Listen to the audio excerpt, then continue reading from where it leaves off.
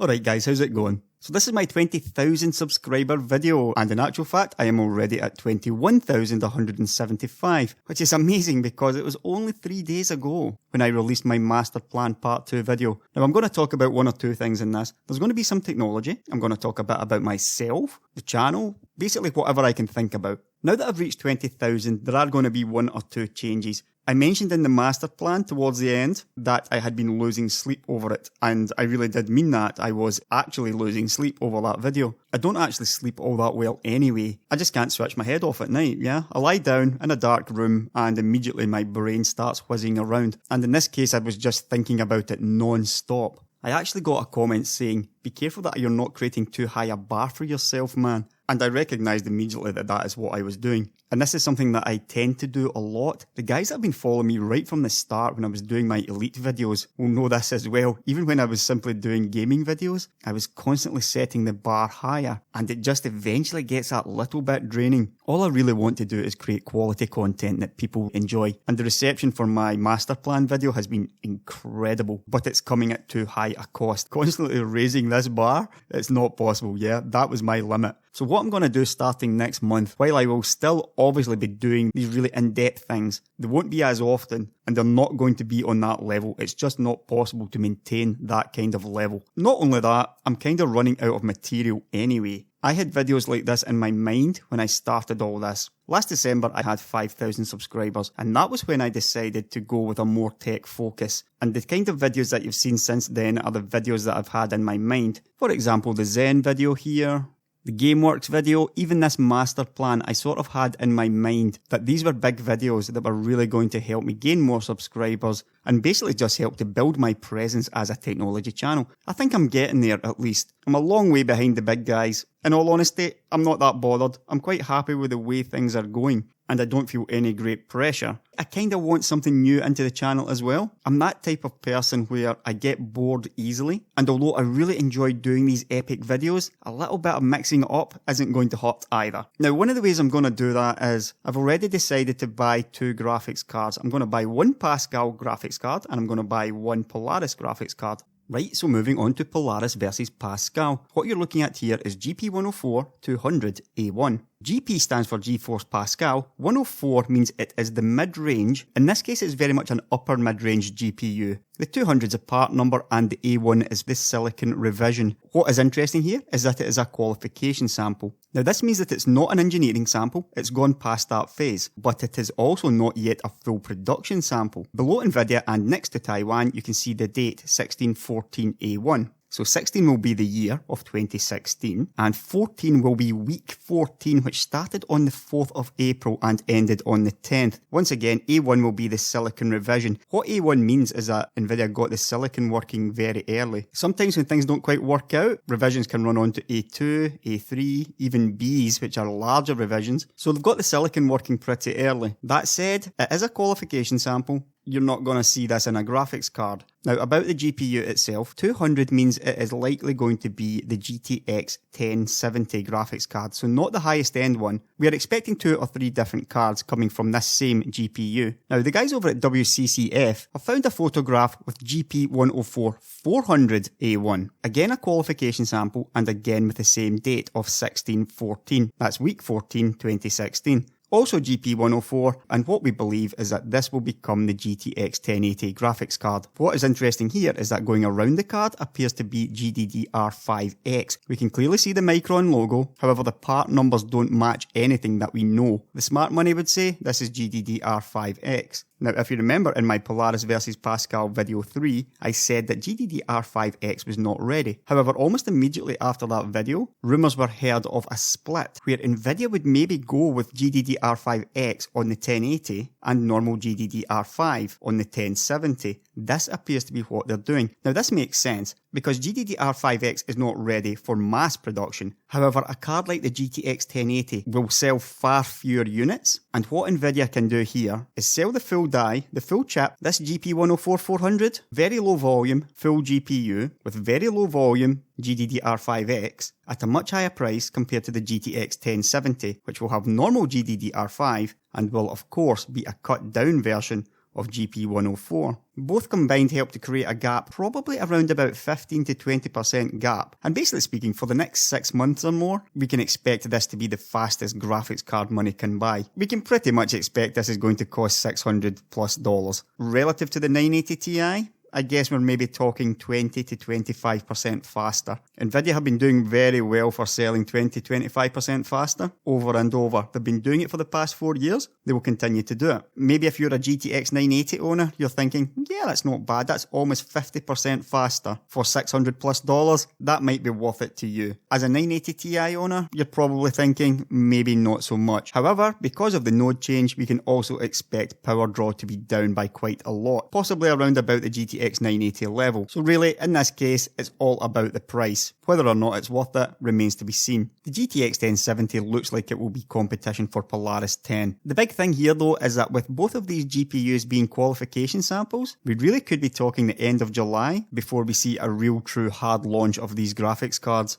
That's something I mentioned in the second video. Expect to see a launch around Computex with hard availability a month or two later. There may also be another one, a GTX 1060 or a GTX 1060 Ti, but we haven't really heard an awful lot about that one yet. As far as AMD goes, Polaris 10 we think 232mm squared, which means the Nvidia GPU is 37% larger. That's an awful lot of gap to make up in pure performance. There are one or two rumours suggesting that Polaris 10 is around about the GTX 980 Ti level. I have also heard one or two saying someplace in between the 390X and Fury X, which is around about the area which I said the card would fall into in my second and third Polaris versus Pascal videos.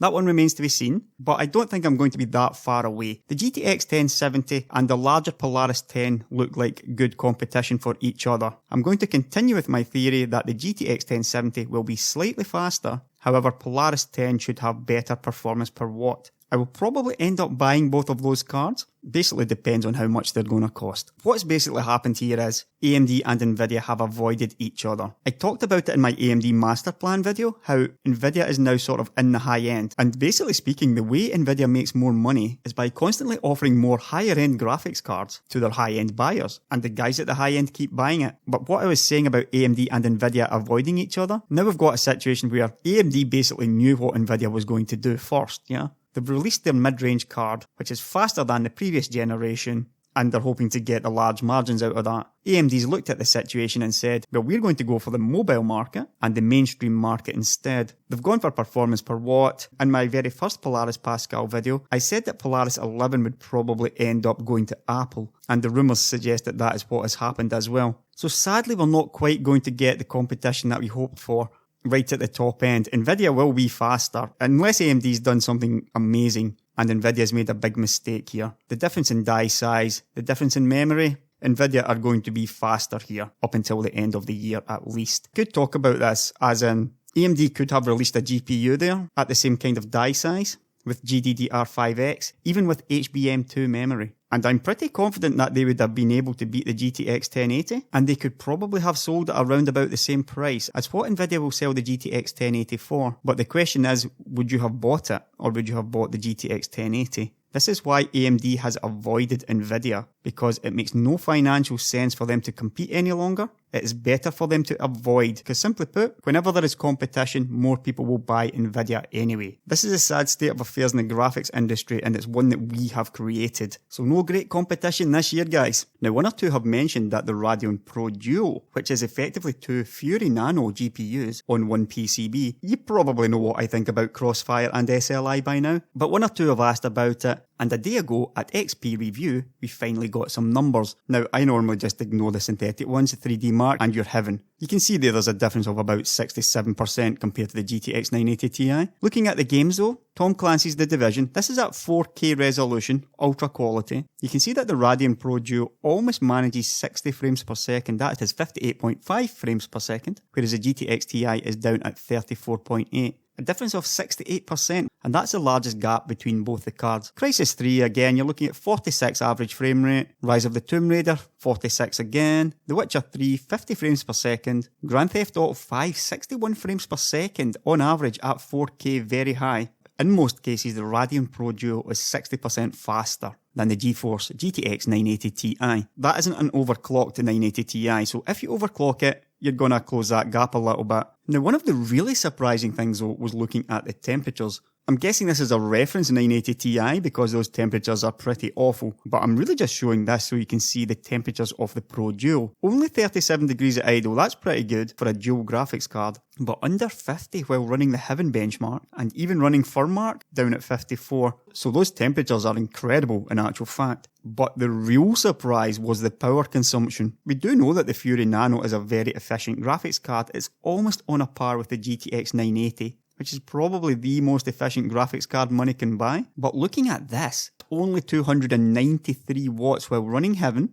the power draw isn't even that much higher than Fury X or the GTX 980 Ti. This is astounding power draw and basically gives a performance per watt advantage over the GTX 980 Ti of around 50%. Normally you would expect a dual graphics card to be very power hungry. But in this case, because it's the dual Fury Nano, the power draw is really kept in check. So in terms of performance per watt, this card is simply untouchable. It is a mile ahead of anything else, and nothing else on 28nm will ever come close. So should we all run out and buy one?